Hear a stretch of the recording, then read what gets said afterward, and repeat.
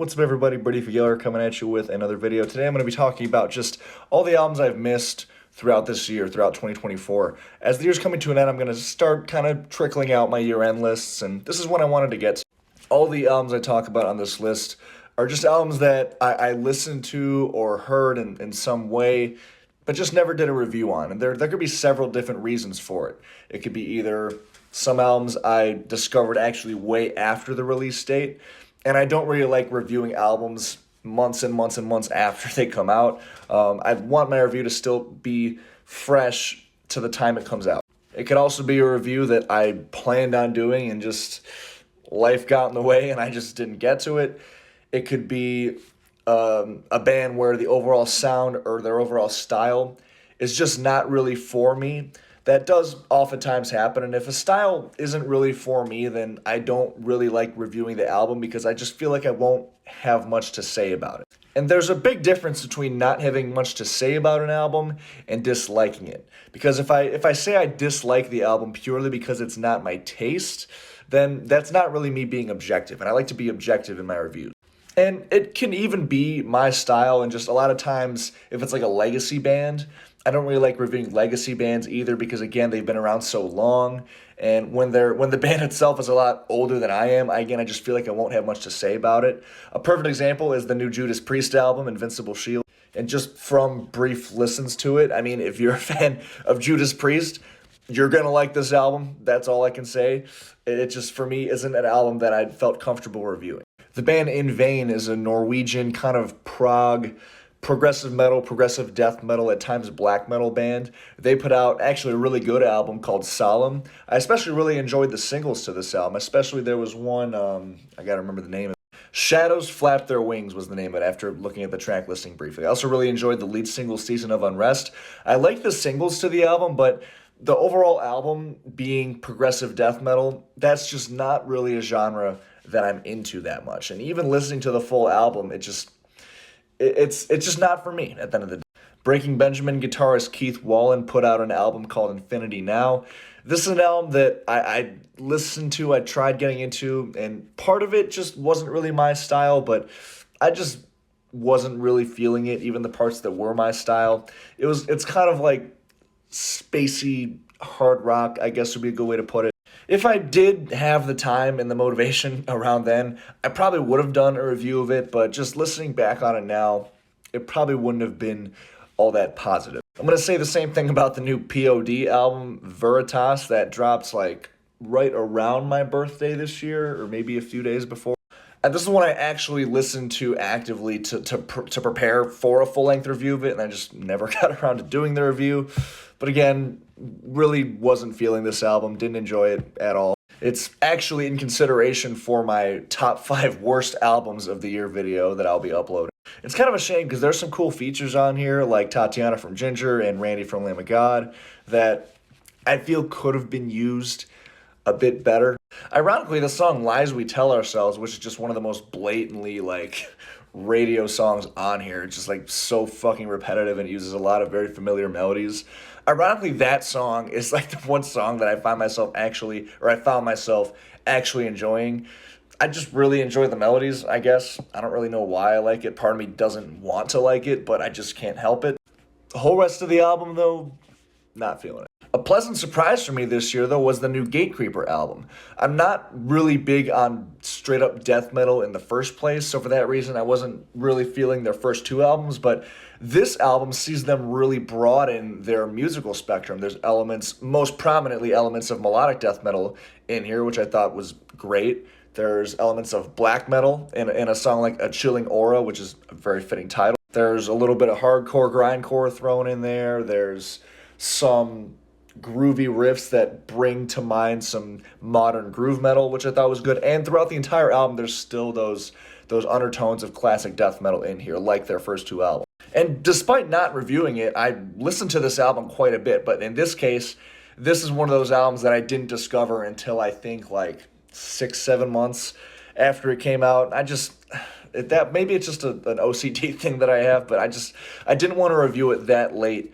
after its release date, but I have been considering it for my top 10 albums of the year video. That's how much I like it.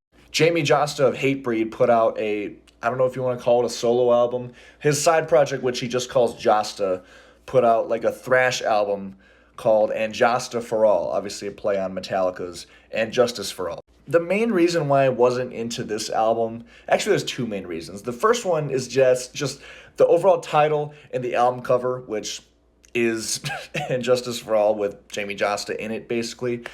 That, in combination with the overall increased thrash influence on this album, just made it feel a little bit gimmicky, and I don't like that. When I get past that, there's some cool songs on here, some cool moments, but at the same time, I just want a new Hatebreed album. That was the biggest frustration here. Like I said, there are some cool moments on here. The song Armor Your Mind is great, which sees Jamie Jasta bring back some of those more social commentary-oriented lyrics that I loved on the Concrete Confessional in 2016. It was hard for me to get past that overall gimmicky feeling I got from just the blatant thrash worship. This next one I'm not going to say much about because you will hear a lot about it in my top 5 worst albums video that I hope to upload in the next few weeks. Trapt The Fall. Yeah, just stay tuned for that video. I'm going to talk about it. The band Anciients put out an album called Far Beyond the Reach of the Sun. This is another album that just kind of wasn't for me. It's very much progressive death metal.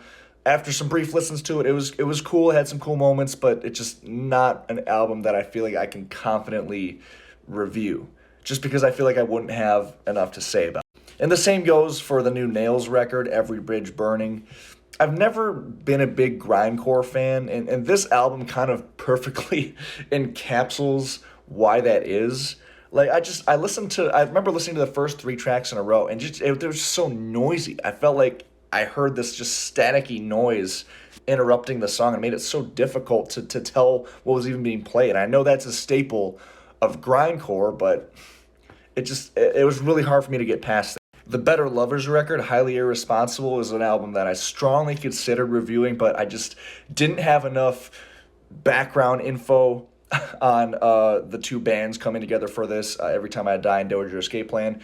They're just not bands that I've gotten into enough to, again, really feel like I would have enough to say in the review. But I did enjoy the album. I like the overall energy of it, and I've always really enjoyed Greg Puciato's vocals. System of a Down vocalist Serj Tankian put out another solo EP this year, Foundations, which is another album EP, whatever, that I strongly considered reviewing, but I just didn't find myself coming back to it much, I guess, and there were also a ton of albums released like in that 2-week span around it that kind of took priority over it. And it's funny because I actually really enjoyed the EP. There are like several songs on here that really will scratch that System of a Down itch for any fans of System of a Down that want to hear new music, but unfortunately aren't. So that was really nice to see, and honestly, I probably should have just reviewed it. Another EP this year was Daughtry with Shock to the System. It was part 1, EP part 1, and I guess part 2 is supposed to drop next year. I'm actually planning on reviewing both EPs together when we get the full body of work next year. So stay tuned for that, I guess. Poppy's album Negative Spaces, which sees her kind of leaning into more metalcore elements. It was cool to see. I gotta say, I do respect Poppy a lot going into this metal genre because that's huge crossover, and it's going to bring a lot of people into the metal genre, which I very much appreciate. And there even were a couple songs that I thought were cool on there, but the overall sound of the album still being Poppy's signature sound, again, it's just not for me. I remember listening to it and like being able to put thoughts together on like the first 3 or 4 tracks, and then after that you get a lot more of those electropop influences, and I just kind of stopped there because I just felt I didn't feel comfortable, again, talking about music that I don't really listen to. But again, shout out to Poppy, much respect, and there were a couple songs that I did enjoy in there, especially the opening track, which I forget the name of. And most recently, literally dropped like last Friday, the new Opeth album, The Last Will and Testament.